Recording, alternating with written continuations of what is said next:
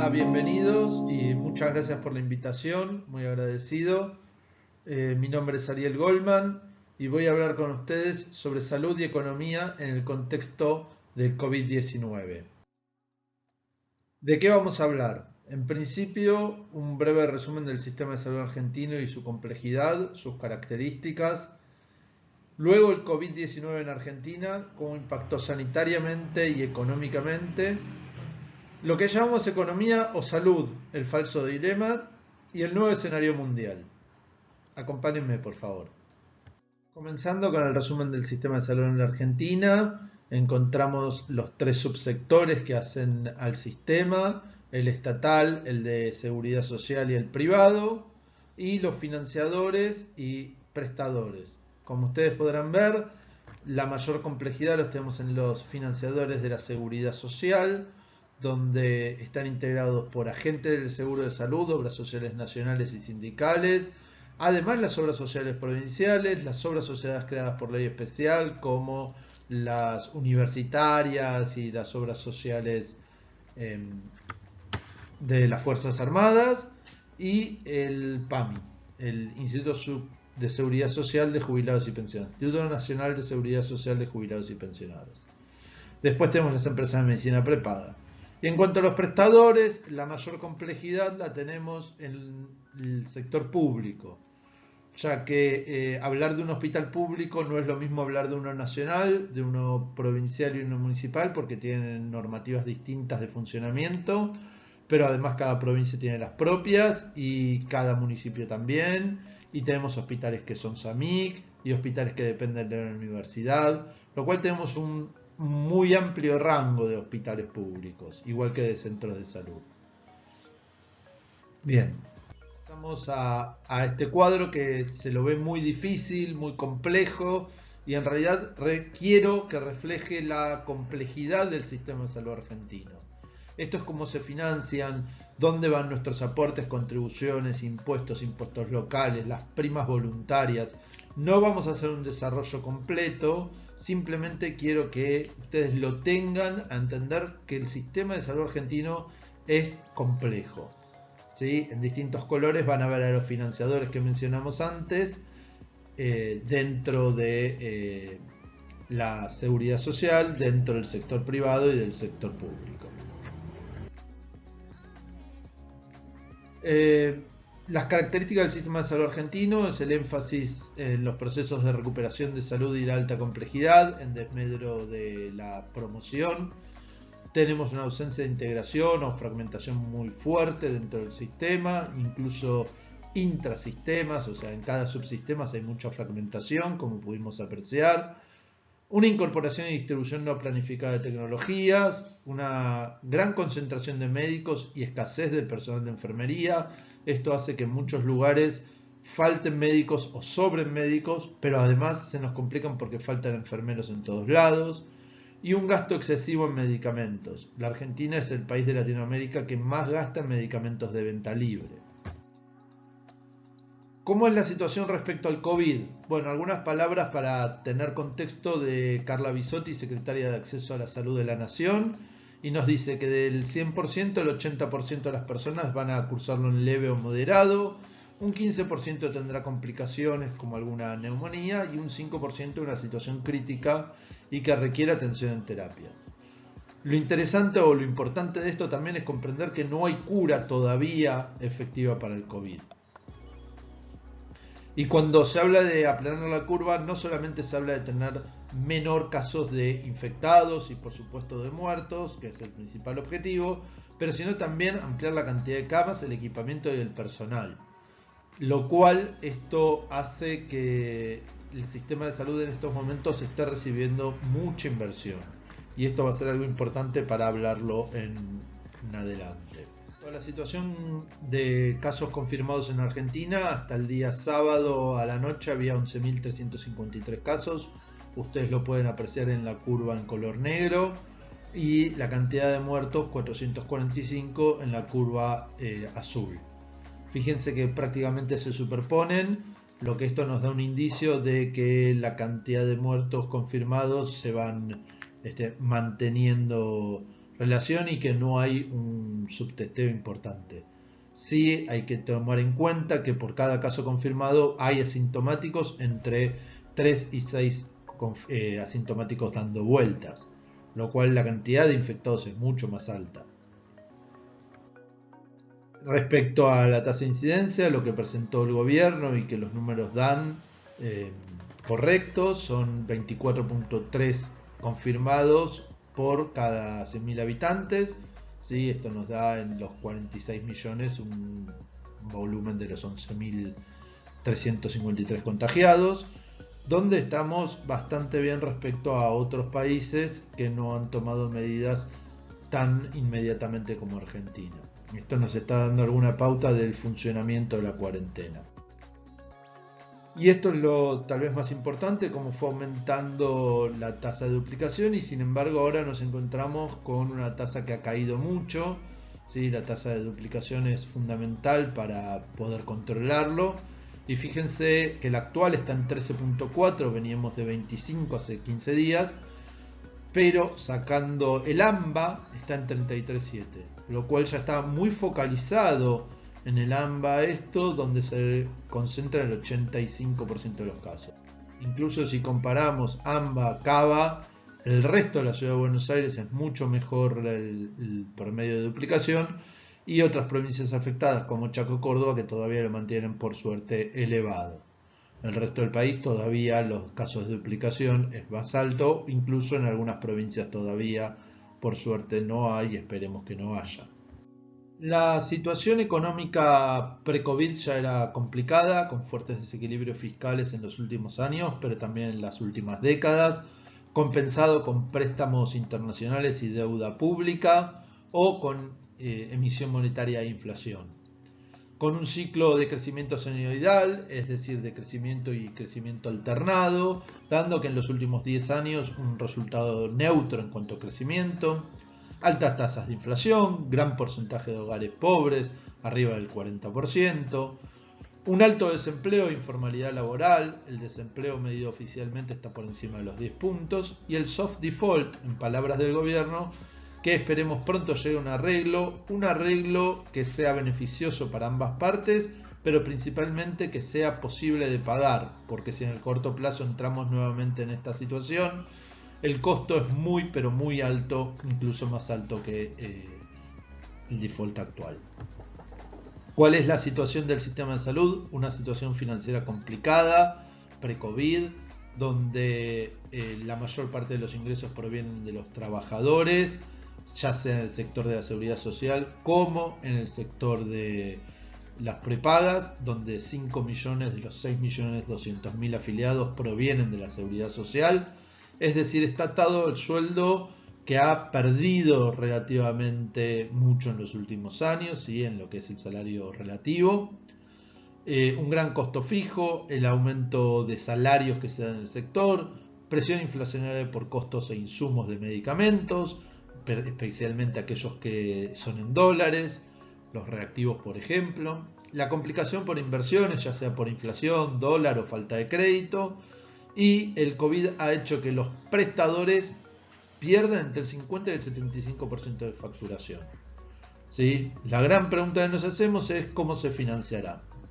En principio el gobierno está tomando algunas medidas como la resolución 941 del 2020, donde las obras sociales recibirán una compensación por la recaudación que no tienen en abril respecto a marzo.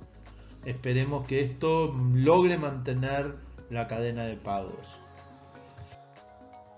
¿Cuál es el escenario futuro? Bueno, con una probabilidad baja ya, un PBI en caída del 7% para los próximos años como un escenario bueno, 8% con una mayor expectativa de cumplimiento o un 9% en un escenario muy malo. Sí, que esperemos, como ha dicho Gabriel Rubinstein, que no pase del 25% las chances reales. Un dólar oficial entre 80 y 100 pesos entre el 2020 y 2021, entre 90 y 120 para un escenario regular y como pueden ver más de 100 o más de 150 para un escenario malo, con un dólar contado contra liqui entre 110 y 135, o sea, rondando lo que actualmente tenemos. Ya este escenario no estaría cumpliéndose. 140, 190 en el escenario regular, y en un escenario malo más de 180 y más de 270 para el año siguiente. Con una inflación entre el 30 y 40 en los escenarios regular y bueno, y más del 60% en un escenario malo. Finalmente, un riesgo de hiperinflación muy bajo, o del 15%, si se da el escenario malo. En principio no habría que pensar en esta probabilidad de hiperinflación más que lejana. Bien, lo que yo llamo el falso dilema, economía-salud, ¿sí? Se viene el COVID, la gran ola, creemos que no pasa nada, pero atrás además viene una ola de recesión. La pregunta es, ¿por qué falso dilema? Porque sin medidas de mitigación, entre el costo de la improductividad por enfermos y muertos y sus familias, entre los costos de la atención médica, la caída del consumo, la caída de las exportaciones y de las importaciones, donde cae la producción y la comercialización, mínimamente tendremos una caída del PBI entre el 5,5 y el 6. O sea, muy cercano al 7% previsto en un escenario bueno o el 8% regular. Y esto es tomando algunas cuestiones. Por ejemplo, que no hemos mencionado, como la caída que hemos tenido en accidentes de tránsito y la baja en cantidad de muertos. O sea, no tomar medidas de mitigación tiene un gran costo social y no garantiza la continuidad económica y la no caída económica. Resumiendo, económicamente estamos muy complicados. Ya pre-COVID estábamos complicados y con la llegada de este virus vamos a estar en mayor complicación. El sistema de salud está en un estado delicado. ¿Qué hacer es la respuesta? Lo que debemos hacer es aplanar la doble curva, tanto del COVID como económica. No podemos dejar que por las políticas de contención haya una profunda recesión, o sin políticas de mitigación nos busquemos resolver el problema de recesivo económico. Lo que debemos hacer es las medidas sanitarias que debemos tomar, como la cuarentena, si es necesaria, y las medidas económicas, pero mayor y en mejor inversión, ¿sí? El problema que tenemos en la Argentina es que las medidas económicas por ahora han sido insuficientes o fuera de tiempo. Estamos logrando o buscando aplanar esa segunda curva. La primera curva vamos bien, en la segunda, a mi entender, es donde debemos profundizar, en la económica. Finalmente, y para concluir, quiero hablar del nuevo escenario mundial, donde en realidad más que respuestas vamos a hacernos preguntas complicadas, como ¿qué es la nueva normalidad? Este término, que es un oxímoron, no existe, es una construcción literaria. En realidad lo que nos indica es que todo lo que conocíamos hasta ahora va a cambiar, que va a existir una nueva forma de lo que nosotros consideremos normal, de lo que nosotros consideremos habitual, ¿sí? Y en función de esto tenemos que preguntarnos cómo se van a posicionar los países. Al final del COVID, si Estados Unidos o China será quien maneje la economía, si Europa se podrá reposicionar, cómo va a jugar Asia su papel, América Latina, ¿nos podremos reposicionar y finalmente despegar o seguiremos hundiéndonos? ¿Cómo juega África? ¿Podrá África empezar a cambiar sus indicadores económicos, sociales, de salud? Y en función de esto también si habrá un nuevo orden económico mundial. Hasta ahora el capitalismo ha sobrevivido a muchas crisis, pero al igual que el feudalismo y anteriores órdenes económicos, pasará y el nuevo paradigma surgirá. La pregunta es si el COVID será el puntapié inicial que nos inicia este nuevo camino o no, o simplemente esta nueva recesión, este nuevo problema implementará nuevos órdenes dentro del capitalismo. Pero independientemente de estos tres puntos, estas tres preguntas, ¿cuál será la normalidad? ¿Cómo nos posicionaremos? ¿Y en qué orden económico? Hay algo que sí debemos hacer. Lo que debemos hacer es lograr mayor justicia social, porque sin justicia social nunca habrá salud. Yo les agradezco haberme escuchado, agradezco la invitación a esta participación y les dejo aquí mi blog que estoy escribiendo, donde ustedes pueden encontrar material, donde pueden contactarme, y nuevamente les deseo un muy pero muy buen año a pesar de todo esto y que nos está aconteciendo. Desde ya muchas gracias.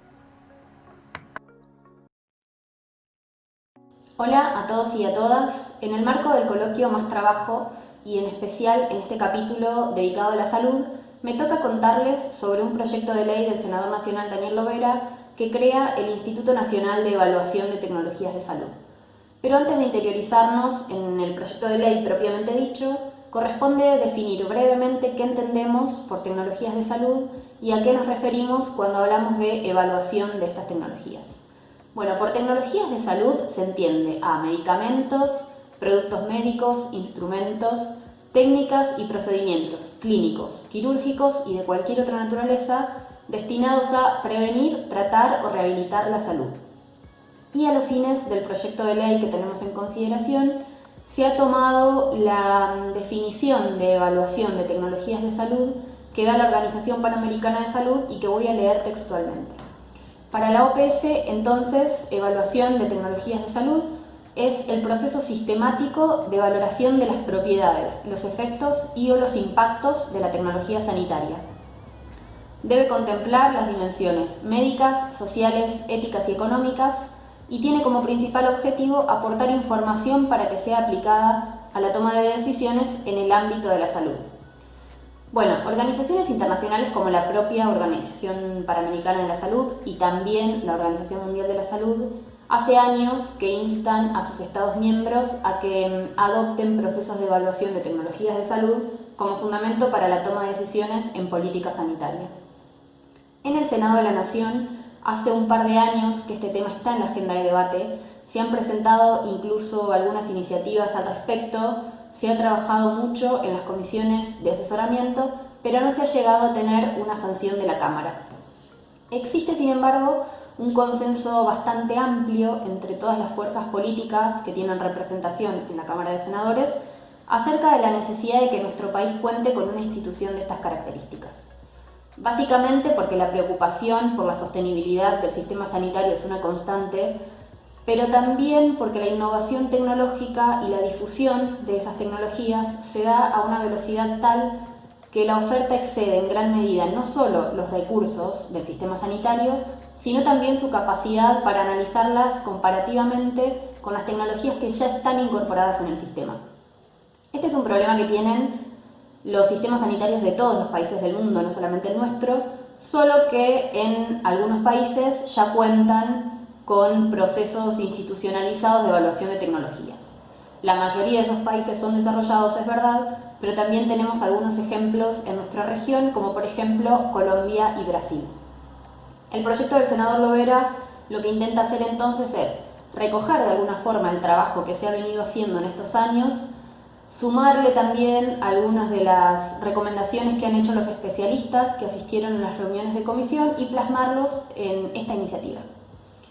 Ahora sí, yendo al texto del proyecto de ley, como veníamos diciendo desde el inicio, se crea entonces el Instituto Nacional de Evaluación de Tecnologías de Salud como organismo descentralizado en el ámbito del Ministerio de Salud de la Nación con autarquía económica y financiera.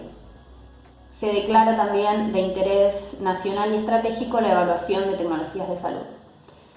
La principal función que va a tener este instituto, como venimos diciendo, va a ser la de realizar estudios y evaluación de tecnologías de salud a fin de determinar su uso apropiado, el modo y la incorporación de estas tecnologías a la cobertura obligatoria. Estos estudios se van a realizar de acuerdo con criterios de calidad, efectividad, eficacia y equidad y van a tener en cuenta, por supuesto, las dimensiones médicas, económicas, éticas y sociales que mencionábamos al inicio. En cuanto a su estructura orgánica, va a estar conformado por un directorio, una comisión consultiva y una dirección técnica de evaluación de tecnologías de salud. El directorio va a estar constituido por 5 miembros de probada experiencia en la materia, designados por el Poder Ejecutivo Nacional con acuerdo del Senado de la Nación. De estos 5 miembros, uno va a ser representante del Consejo Federal de Salud, que está integrado por los ministros de salud de todas las jurisdicciones, elegido entre las provincias que adhieran a la ley.